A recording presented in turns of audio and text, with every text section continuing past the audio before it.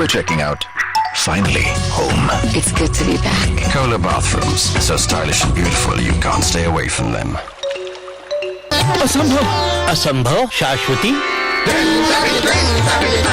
असंभव कुछ भी नहीं। अगर आपका तन और मन फुर्तीला हो, झंडू केसरी जीवन एक अनोखा च्यवनप्राश जिसमें है चमत्कारी केसर जो जगाए आपके तन मन में स्फूर्ति और ताकत। झंडू केसरी जीवन अब असंभव कुछ भी नहीं। जिंदगी एक सफर है सुहाना, यहाँ कल क्या हो किसने जाना।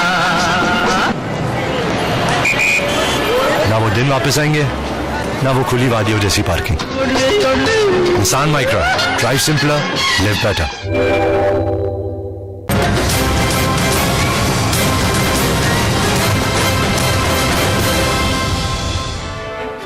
आर्थिक अपराध एक्शन में एजेंसियां। ब्रेक से पहले आपने देखा कि कैसे आर्थिक अपराधी नए तरह के क्राइम करके आपको और हमें नुकसान पहुंचा रहे हैं। यही नहीं, बढ़ते इकोनॉमिक क्राइम के चलते हमारे देश की अर्थव्यवस्था पर काफी गहरा असर पड़ा है। देश की इमेज को तो धक्का लगा ही है, निवेश पर भी अब सवाल उठने लगे हैं। देश की बड़ी आईटी कंपनियों में से एक सत्यम का घोटाला जैसे ही सामने आया, बिजनेस, निवेश और प्रशासन की दुनिया के लोगों की नींदें उड़ गईं। 14,000 करोड़ रुपए के इस सबसे बड़े कॉर्पोरेट घोटाले में निवेशकों का पैसा तो डूबा ही, भारत की बढ़ती शान को भी धक्का लगा।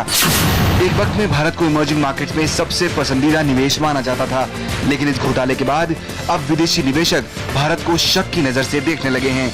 Today what is causing concern is that when a foreign investor makes an investment in India, he's obviously now concerned about whether there is any criminal litigation risk, because having seen what is happening in the country over the last 1.5 years, they want to be careful and cautious about their investments in the country. इतना ही नहीं, भारत की economy पर इसका बुरा असर पड़ा है। घोटालों के जरिए उठाए गए पैसे का इस्तेमाल आतंकवादी गतिविधियों में हो रहा है। ऐसा इसलिए है क्योंकि गलत तरीके से कमाए गए पैसे हों या फिर नकली नोटों के जरिए बनाए गए, इनमें मार्जिन काफी ज्यादा है। Cost of printing an Indian currency note is around 29 rupees per piece. I am talking of a 1,000 rupee note because 1,000 and 500 are the most favorite smuggling routes. They are actually frying fish in the fish oil. They are carrying out several activities out of our own money, fake money. This is not out of their budget. That's a very profitable situation for them. Actually, ISI is funding terror with fashion. देश में निवेश हो या फिर विदेशी आतंक, ये बात तय है कि इकोनॉमिक क्राइम के हाथों बहुत तेजी से देश को नुकसान हो रहा है। ऐसे में जांच एजेंसियों के ऊपर ये जिम्मेदारी और बढ़ जाती है कि वो इन आर्थिक अपराधों को मुस्तैदी से रोके, जिससे इन्वेस्टमेंट डेस्टिनेशन के तौर पर भारत का रुतबा बना रहे। वैसे एजेंसियां अपने अपने स्तर पर इकोनॉमिक क्राइम को रोकने की कोशिश कर भी रही हैं, लेकिन अब भी कई ऐसे लूप होल्स हैं जिन्हें भरना जरूरी है। इकोनॉमिक क्राइम के बदलते रूप की वजह से एजेंसियों के लिए चैलेंज काफी ज्यादा बढ़ चुके हैं। इकोनॉमिक क्राइम को रोकने के लिए पुलिस और सरकार कितनी भी मुस्तैद हो, वो तब तक इस काम को पूरा नहीं कर पाएगी जब तक आम लोग आगे न आए। क्राइम को रोकने के लिए एजेंसीज को सबूत की जरूरत होती है और यह हासिल कर पाना काफी मुश्किल काम है। पहले चेकबुक, पासबुक या फिर बैंक की लेजर एंट्री देखकर गड़बड़ियों का अंदाजा लगाया जा सकता था, लेकिन अब गड़बड़ियां इलेक्ट्रॉनिक रूप ले रही हैं। एजेंसीज का मानना है कि आम लोगों और बैंकों को थोड़ा और सतर्क और जिम्मेदार होने की जरूरत है। The data which comes out doesn't indicate that problem is that serious, but the problem is people don't report if there is a forged notes. You must be knowing better than me, when somebody goes with a 1 piece or 2 piece of forged note to a particular bank counter, the bank teller is supposed to impound that note and not return to him and inform police and inform RBI. What actually happened in the real life, they will say this is a forged note, kindly tear it off. And neither you know nor I know. So this is how it happens. So partly because people have apprehension that if it is reported to police, then they get into different hassles. And partly because the bank thinks, why take this trouble, because branch manager will be called 5 times, 10 times. In any case, pure lethargy also works, people don't report. एजेंसियों की परेशानी यही खत्म नहीं होती, अक्सर data जमा करने में भी दिक्कत होती है। एजेंसीज की अपनी तय सीमाएं हैं जिनके आगे वो कुछ नहीं कर सकती।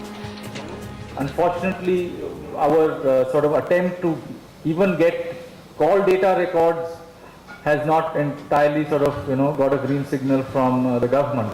So today we do not have access to call data records to find out whether before somebody has done a trade, there was a conversation between that person and somebody else. We're not even talking about, interception of calls, which is, at a much more serious level.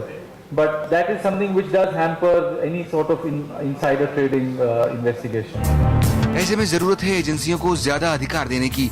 अधिकारी मानते हैं कि देश का हर police station ऐसे complex economic crimes को रोक पाने में सक्षम नहीं है।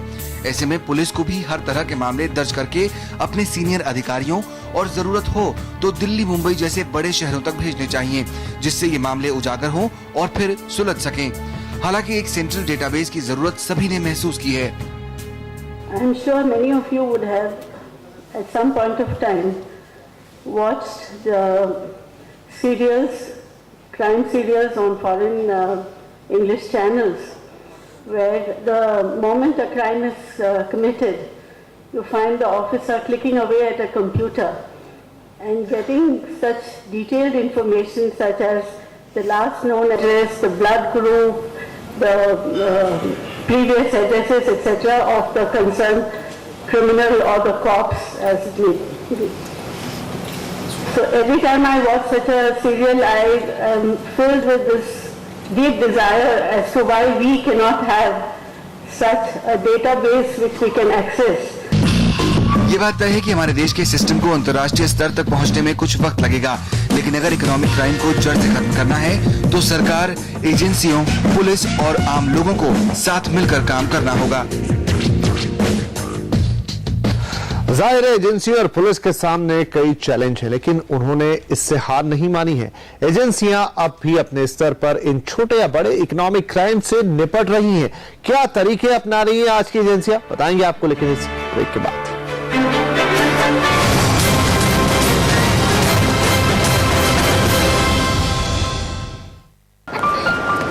Everyone has a summit to conquer, but the road is not always easy.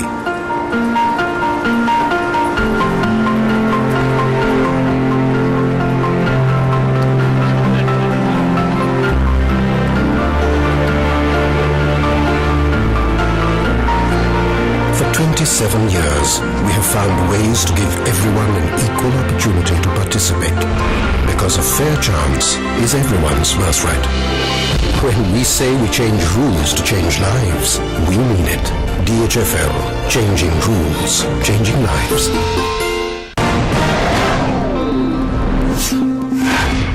Delivery मिल जाएगी सर। आज चाहिए, जरा जल्दी में हूँ।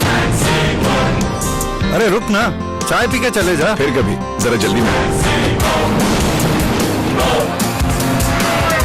बेटा अब खुद की कंपनी भी हो गई, आज जल्दी में नहीं, जल्दी में तुम। महिंद्रा मैक्सिमो, रहो हमेशा आगे।